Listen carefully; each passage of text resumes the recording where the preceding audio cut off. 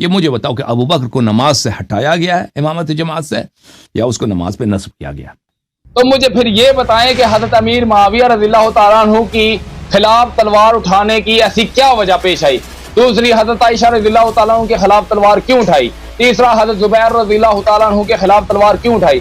آپ کے پاس اس کے دلائل، میں کہتا ہوں وہ انجینئر صاحب کہتے ہیں نا ٹائم قیامت تک ہے، آپ کے پاس بھی ٹائم قیامت تک ہے، اس کا جواب آپ نہیں دے سکتے، بڑے سے بڑا شیعہ بھی اس کا جواب نہیں دے سکتا۔ یہ تو پھر بات کا کوئی سرا نہیں نہ ہوتا۔ آپ شیعہ حضرات کی کتابیں ہو رہا ہے، دین بھی ہو رہا ہے، آپ نے اہل بیت کو پکڑا ہے، تو باقی صحابہ کا کیا کرنا ہے پھر؟ انہوں نے ان کے ساتھ زندگی گزاری ہے، ان کے ساتھ عمریں گزاری ہیں۔ میں نے آپ سے پہلے یہ کہا تھا کہ حضرت علی رضی اللہ تعالیٰ عنہ کے دور میں جب خلافت انہیں ملی تو انہوں نے ان سے کیوں نہیں چھینی؟ ابھی سن لو تم وہ خلافت، نہیں میری بات سنیں، باقی میری بات سنیں حسن بھائی، میں آپ کو بولنے کا ٹائم دیتا ہوں، اس کے بعد آپ بولیں۔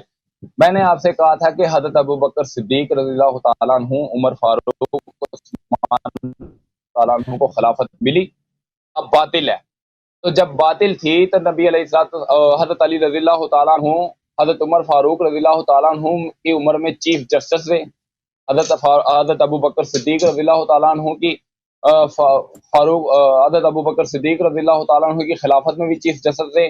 انہوں نے، میرا سوال یہ آپ سے بنتا ہے کہ انہوں نے ان سے یہ خلافت کیوں نہیں چھینی، جبکہ آپ کہہ رہے ہیں کہ خلافت کے حقدار وہ ہیں کیونکہ نبی علیہ الصلوۃ والسلام نے کہہ دیا آقا ہیں، مولا ہیں، سب کچھ ہے۔ اس حدیث کو ہم مانتے ہیں، لیکن اس کا مطلب آپ غلط نکالتے ہیں۔ آپ سے بس یہ میں پوچھنا چاہتا ہوں کہ آپ دو لفظ بولیں، دو الفاظ، یا علی علیہ الصلوۃ والسلام نعوذ باللہ من ذالک ڈر گئے تھے، انہیں مجبوراً ان کی ابتداء کرنی پڑی، ان کی اطاعت کرنی پڑی، یا کوئی اور ایسا معاملہ نہیں ہوا تو آپ پھر جھوٹے ہیں، میں سچا ہوں؟ جی بولیں، آپ تقریر نہیں کرنی، مختصر سی بات کرنی آپ۔ جی آپ میرے بھائی مجھے بتائیں کہ پیغمبر صلی اللہ علیہ وسلم افضل تھے یا علی علیہ السلام افضل تھے؟ نبی علیہ الصلوۃ والسلام۔ تو نبی کریم صلی اللہ علیہ وسلم جب مکے میں ہیں، ٹھیک ہے نا، مکے میں ہیں، وہاں پہ بتوں کی پوجا ہو رہی ہے، خانہ کعبہ اتنا شریف مقام ہے، خانہ کعبہ کے اندر، اس کے اوپر، اس چھت پہ، ادھر دیوار وغیرہ سب بتیں 300 سے زیادہ بت وہاں پہ تھے، لوگ پوجا کرتے تھے، ٹھیک ہے نا۔ تو نبی کریم صلی اللہ علیہ وآلہ وسلم وہاں پہ کیوں انہوں نے تلوار اٹھا کے ان کو منع نہیں کیا؟ کیا وہ ڈر گئے تھے؟ پھر رات کی تاریکی میں انہوں نے اپنی بچی کو، اپنی بیٹی، ان کے بیوی تو کوئی نہیں تھی اس زمانے میں، بیوی وفات ہو چکی تھی حضرت خدیجہ رضی اللہ تعالیٰ عنہ سلام اللہ علیہ، اپنی بیٹی جو ان کی چھوٹی بچی ہے ان کو کفار کے درمیان چھوڑ کے اپنے بستر پہ امیر المؤمنین علیہ السلام کو سلا کے خود رات کی تاریکی میں چلے گئے غار میں، ٹھیک ہے نا، وہاں پہ 3-4 دن غار میں رہے، پھر وہاں سے آرام سے کسی کو پتہ نہ چلے چپ کے چلے گئے مدینہ منورہ۔ تو وہاں پر آپ مجھے بتائیں پیغمبر صلی اللہ علیہ وسلم کیا ڈر گئے تھے؟ اپنی زندگی کو ڈر رہے تھے؟ بتاؤں ابھی بتا، سوال ختم ہو تو بتا دینا۔ وہاں پر انہوں نے تلوار کیوں نہیں اٹھایا؟ بھائی کہہ دیتے کہ بھائی یہ سب تمہارے خدائیں سب باطل ہیں، تلوار اٹھا دیتے، بتوں کو گرا دیتے بھائی، اور کہتے ہیں جو بھائی یہاں پہ مقابلہ کریں گے بھائی یا مرنا ہے یا جینا ہے۔ وہاں چھوڑ کے کیوں ہے؟ بچی کو بھی چھوڑ دیا، رات کی تاریکی میں وہ غار میں چھپ جانا، ادھر سے مدینے چلے جانا، بھائی یہ بتا دینا بھائی، اب یا تو کفار حق پہ ہیں یا رسول صلی اللہ علیہ وسلم ڈر گئے، ٹھیک ہے نا۔ چلے میں بتا دیتا ہوں، جیسے میں نے آپ سے پہلے کہا تھا کہ آپ لفظوں کے بہت بڑے جادوگر ہیں، لوگوں کو یہاں ایسے لفظوں میں گھیر لیتے ہیں نا، وہ انسان جو ہے نا، جو سامنے آپ کا مخالف ہوتا ہے وہ پریشان ہوتا ہے کہ یار میں اس کو اب کیا جواب دوں۔ حسن بھائی آپ میری بات سمجھے نہیں، آپ نے بڑے اچھے طریقے سے یہ کہہ دیا ہے کہ نبی علیہ الصلوۃ والسلام وہ کفار تھے، تو انہیں مکے میں جب انہوں نے بت رکھے تھے ان سے انہوں نے بت نہیں ہٹائے تو کیا وہ ڈر گئے تھے؟ آپ مجھے یہ بتائیں بعد میں انہوں نے فتح مکہ کیوں کیا؟ ایک سوال۔ دوسرا سوال، بعد کی بات نہیں، اس وقت کی بات کر رہا ہوں نا، اس وقت کی بات کر رہا ہوں نا۔ ہاں میں بتا رہا ہوں نا، میں اسی مقابلہ کیوں نہیں کیا؟ اسی بات پہ میں حضرت علی رضی اللہ تعالیٰ عنہ کی طرف آؤں گا، آپ کی اسی بات سے میں حضرت علی رضی اللہ تعالیٰ عنہ کی طرف سے آؤں گا، ٹھیک ہے؟ صحیح ہے۔ اب آپ 3 منٹ بات کریں، اب دوسرے لوگ بہت انتظار کر رہے ہیں، 3 منٹ میں بات ختم کریں پھر میں اگلا کال لوں۔ ٹھیک ہے 3 میں مختصری بات کرتا ہوں، آپ تقریر کرتے ہیں، میں نہیں کرتا۔ آپ نے کہا ہے کہ وہ ڈر گئے تھے، میں نے آپ سے بہت سادہ سا آسان سا سوال پوچھا ہے، آپ مجھ سے نہ پوچھیں، یہ مقدمہ آپ کا ہے، ہمارا نہیں ہے۔ ہم یہ نہیں کہتے کہ حضرت علی رضی اللہ تعالیٰ عنہ پہلے خلیفہ تھے، دوسرے وہ تھے، تیسرے وہ تھے، چوتھے یہ تھے، آپ کا یہ مقدمہ، ہمارا نہیں۔ میں آپ کے کسی سوال کا جواب دے نہیں ہوں، آپ میرے سوال کے جواب دیں، کیونکہ یہ مقدمہ آپ لوگوں کا، ہمارا نہیں ہے۔ ہم حضرت ابو بکر صدیق رضی اللہ تعالیٰ عنہ کو خلیفہ اول مانتے ہیں، خلیفہ 4 جو ہے نا ہم حضرت علی رضی اللہ تعالیٰ عنہ کو مانتے ہیں۔ میں نے آپ سے ایک سادہ سا سوال پوچھا ہے کہ مجھے یہ بتائیں کہ حضرت علی رضی اللہ تعالیٰ عنہ نعوذ باللہ لالچ میں آ گئے تھے کہ جو انہوں نے ان کے دور خلافت میں چیف جسٹس تعینات کیے تو انہوں نے قبول کیا، اور یا حضرت علی رضی اللہ تعالیٰ عنہ ڈر گئے تھے نعوذ باللہ من ذالک؟ 2 سوال 2 لفظوں میں۔ اگر ایسا نہیں ہے تو مجھے پھر یہ بتائیں کہ حضرت امیر معاویہ رضی اللہ تعالیٰ عنہ کی خلاف تلوار اٹھانے کی ایسی کیا وجہ پیش آئی؟ اس وقت انہوں نے یہ جرت کیوں کی تلوار اٹھانے کی نعوذ باللہ؟ دوسری، حضرت عائشہ رضی اللہ تعالیٰ عنہ کے خلاف تلوار کیوں اٹھائی؟ تیسرا، حضرت زبیر رضی اللہ تعالیٰ عنہ کے خلاف تلوار کیوں اٹھائی؟ یہ پیچیدگیاں ہیں جو آپ لوگوں کو صرف ورغلاتے ہیں۔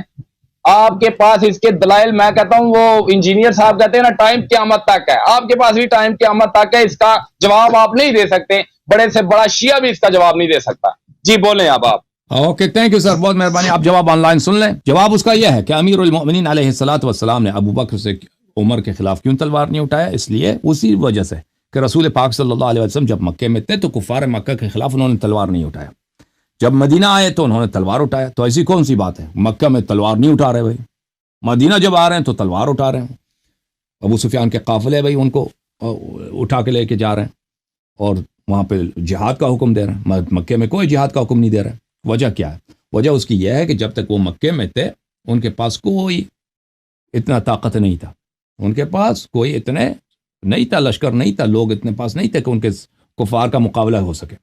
اگر مکے میں رسول پاک صلی اللہ علیہ وآلہ وسلم تلوار اٹھاتے اور وہاں پر کہتے کہ بھئی میں نے یا تو شہید ہونا ہے یا میں یہاں پہ کفار کا خاتمہ کرنا ہے، تو وہاں پر وہ خود بھی شہید ہو جاتے پر اسلام بھی ختم ہوتا، اسلام بھی ختم ہوتا۔ اگر رسول پاک صلی اللہ علیہ وآلہ وسلم مکے میں تلوار اٹھاتے نا کہ میں مکے کے بتوں کو گرا دوں گا، یہ کروں گا، تو وہ خود بھی شہید ہو جاتے، پھر وہاں پہ وہی کا بھی انقطاع ہوتا، پھر اسلام، نماز، روزہ سب کچھ ختم ہو جاتا۔ تو یہ ان کی حکمت تھی کہ انہوں نے انتظار کیا، پھر بعد میں جب ان کے انصار بنے تو انہوں نے ان کے خلاف جہاد کیا۔ امیر المؤمنین علیہ الصلوۃ والسلام رسول پاک صلی اللہ علیہ وآلہ وسلم کے وفات کے بعد بالکل اکیلے تھے، ان کا ساتھی کوئی نہیں تھا، صحابہ نے ساتھ چھوڑ دیا تھا، صحابہ نے ان کے ساتھ بے وفائی اور غداری کی ہے، تو انہوں نے تلوار نہیں اٹھایا۔ اور جب عثمان کے قتل کے بعد صحابہ اور تابعین اور بہت سارے مسلمان سب ان کے پاس آ گئے کہ آپ سے بیعت کریں گے۔ اب ان کے پاس خلافت بھی ہے، حکومت بھی ہے، لشکر بھی ہے۔ اب کوئی ان کے خلاف بغاوت کرتا ہے، معاویہ جیسا یا اب عائشہ جیسا جنگ جمل میں، تو ان کے یا نہروان خوارج جیسے، تو ان کے خلاف وہ تلوار اٹھائے گا۔ بات واضح ہے، جب ایک انسان کے پاس لا یکلف اللہ نفسا الا وسعها، اگر آپ کے پاس کسی بات کی طاقت نہیں ہے تو آپ جو ہے نا وہ اللہ آپ سے وہ نہیں چاہتا۔ مثلا میرے پاس طاقت نہیں ہے کہ میں انڈیا سے جہاد کروں، ٹھیک ہے نا، میرے پاس طاقت نہیں، اب میں کو اس کا فائدہ بھی نہیں ہے، میں مر جاؤں گا، اس کا انڈیا کو کوئی اثر ہی نہیں پڑے گا، اب آپ جا کے نا وہاں پہ جہاد کرو انڈیا کے ساتھ، اس طرح نہیں ہے۔ اگر کسی چیز کے پاس آپ کو طاقت ہے، مثلا آپ نماز کھڑے ہو کے نہیں پڑھ سکتے تو کھڑے ہو کے پڑھنا پہ جائز نہیں ہے، آپ بیٹھ کے نماز پڑھیں۔ آپ کھڑے ہو کے نماز پڑھیں گے تو مثلا آپ کے گھٹنے ٹوٹ جائیں گے، بیمار ہیں اس طرح کہ کھڑے ہو کے نماز پڑھنا آپ کے لیے ضرر رکھتا ہے، تو وہ حرام ہے نماز کھڑے ہو کے پڑھنا، بیٹھ کے نماز پڑھنا ہوگا آپ۔ جہاں تک آپ نے ابو بکر کی نماز کی بات کی ہے، تو ابو بکر نے نماز نہیں پڑھائی ہے، ابو بکر کو نماز سے ہٹایا گیا ہے۔ یہ آپ کی بخاری کی کتاب ہے، یہ کتاب ہے بخاری، چاپ دار احیاء التراث العربی، سنہ 2001 میں کتاب چھپی ہے، صفحہ نمبر 141۔ یہ باب من اسمع تکبیر الامام، کہ ایک شخص نماز پڑھاتا ہے، دوسرا شخص اس کے تکبیر جو ہے لوگوں کو سناتا ہے۔ کہ بھئی تکبیر کس لیے سنایا جاتا ہے؟ کہ بھئی پرانے زمانے میں لاؤڈ اسپیکر نہیں ہوتے تھے، مائکرو فون نہیں تھے نا، ایک شخص نماز پڑھ رہا ہے، پیچھے مجمع بڑا ہے، تو ایک دوسرا شخص ہے جو زور سے کہتا اللہ اکبر، لوگوں کو پتہ چل جائے کہ رکوع میں چلے جاؤ، کیونکہ جماعت بہت لمبی ہے، صف بہت ہیں، تو پیچھے والوں کو نماز سنائی نہیں دیتی بھائی کہ ہم نے اب رکوع پہ جانا، تو امام کی جو آواز ہے وہ اس کی اتنی اونچی نہیں ہوتی ہے، تو ایک شخص وہاں پہ چیخ کے بولتا ہے اللہ اکبر۔ جب وہ اللہ اکبر کہے گا تو دوسرے جو ہیں اس کے کیا کریں گے؟ نماز اس کے تکبیر سے نماز پڑھیں گے۔ اچھا، یہ حدیث نمبر 712 بخاری میں عائشہ نے کہ نبی صلی اللہ علیہ وسلم جب بیمار ہو گئے تھے تو انہوں نے کہا کہ ابو بکر سے کہہ دو کہ نماز پڑھا دو۔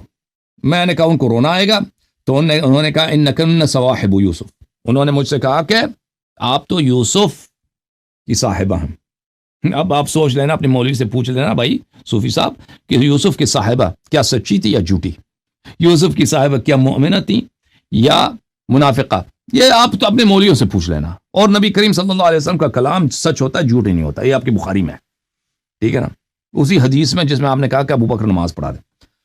تو فصل ابو بکر نے لوگوں کو نماز پڑھانا شروع کیا، وخرج النبی صلی اللہ علیہ وآلہ یہاد بین رجلین، نبی کریم صلی اللہ علیہ وسلم نے جب دیکھا کہ ابو بکر نماز پڑھا رہا ہے تو آ گئے بھائی، خود آ گئے، اور وہ چل بھی نہیں سکتے، وہ دو مردوں کے درمیان کھینچے جا رہے تھے۔ نبی کریم صلی اللہ علیہ وسلم کو ایک فضل بن عباس اور امیر المؤمنین علیہ السلام نے کندھوں کے نیچے سے اٹھایا، اور وہ خود نہیں چل رہے، اتنی شدید بیماری ہے، اور ان کو لے کے آئے۔ اچھا، کأنی انظر الیہ یخط برجلیہ الارض، میں دیکھ رہا ہوں کہ نبی کریم صلی اللہ علیہ وسلم کی جو قدم مبارک ہے، وہ انسان چلتا ہے نا، پیر اٹھاتا ہے، قدم اٹھاتا ہے، قدم اٹھاتا ہے، قدم زمین پہ رکھتا ہے، لیکن اگر آپ کسی کو کندھوں کے نیچے سے اٹھا کے لے کے آ رہے ہیں اور وہ خود چل نہیں سکتا، تو اس کے پیر کیا ہوتے ہیں؟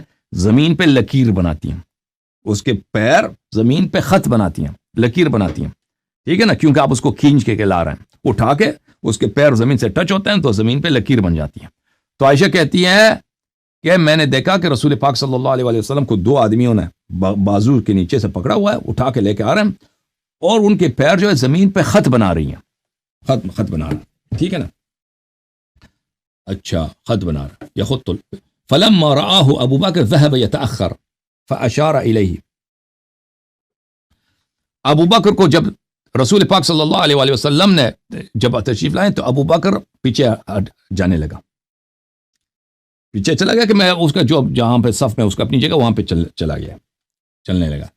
رسول پاک صلی اللہ علیہ وسلم نے کہا کہ ادھر نماز پڑھو، تو ابو بکر فتأخر ابو بکر جو ہے پیچھے ہٹ گیا، وقعد النبی صلی اللہ علیہ وآلہ وسلم الی جنبہ، رسول پاک صلی اللہ علیہ وسلم ابو بکر کے ساتھ بیٹھے ہیں، وہ ابو بکر یسمع الناس تکبیرا، ابو بکر جو ہے لوگوں کو تکبیر سنا رہے تھے۔ کہنے کا مقصد یہ ہے عزیز کہ ایک شخص امام جماعت ہے نا، نماز شروع کیا اس نے، دوسرا شخص آ جاتا ہے، اس کو مصلی سے ہٹا دیتا ہے، اس کو پیچھے ہٹا دیتا ہے، اور وہ نماز پڑھانا شروع کر دیتا ہے، اور دوسرا جو پہلے والا امام تھا وہ لوگوں کو صرف تکبیر سنا رہا ہے۔ تو اب مجھے بتاؤ کہ ابو بکر کو نماز سے ہٹایا گیا ہے امامت جماعت سے، یا اس کو نماز پہ نصب کیا گیا؟ اگر ابو بکر کی نماز صحیح ہوتی نا، امامت صحیح ہوتی، تو اتنی شدید بیماری میں کہ چل بھی نہیں سکتا، رسول پاک صلی اللہ علیہ وسلم پیر کھینچے جا رہے ہیں، وہ خود نہ آتے، اور پھر ابو بکر نے جو نماز پڑھائی ہے نا، رسول پاک صلی اللہ علیہ وسلم اس کو ہٹا کر خود نماز پڑھائیں، ابو بکر صرف تکبیر سنا رہا ہے، ٹھیک ہے نا، اس طرح نہیں ہوتا، اوکے، یہ آپ کے اپنی کتب سے ہے۔ اور پھر اگر واقعاً رسول پاک صلی اللہ علیہ وسلم نے حکم دیا ہوتا کہ تم ابو بکر کو بولو نماز پڑھو، اگر واقعاً حکم ایسا تھا، تو پھر کیا وجہ ہے کہ رسول پاک صلی اللہ علیہ وسلم نے عائشہ کو کہا کہ تو صاحبہ یوسف ہے، ٹھیک ہے نا، ایک شخص نے اس نے حکم کی تعمیل کی ہے، ابو بکر کو بولو نماز پڑھو، ابو بکر نماز پڑھا رہا ہے، تو صاحبہ یوسف ہے۔ اتنا سخت شدید جملے کہ یوسف والی عورتیں جو ہیں نا، وہ جو نبی اللہ یوسف کی دشمن تھیں، اتنے سخت جملے، جو فاجر فاسقہ عورتیں، دنیا طلب عورتیں، سازش کرنے والی عورتیں۔ تو یہ کس لیے بولا؟ اسی لیے بولا ہے کہ رسول پاک صلی اللہ علیہ وسلم نے ابو بکر کو نماز کا نہیں بولا تھا، خود عائشہ نے بولا ہے، عائشہ نے بولا اپنی طرف سے، اور تب ہی رسول پاک صلی اللہ علیہ وسلم نے کہا کہ تو یوسف والی ہے۔ اور اگر واقعاً امر کرتا کہ تو نماز پڑھا رہے، پھر اس کو نماز سے نہیں ہٹاتے کہ پھر تو نماز نہیں پڑھا سکتا،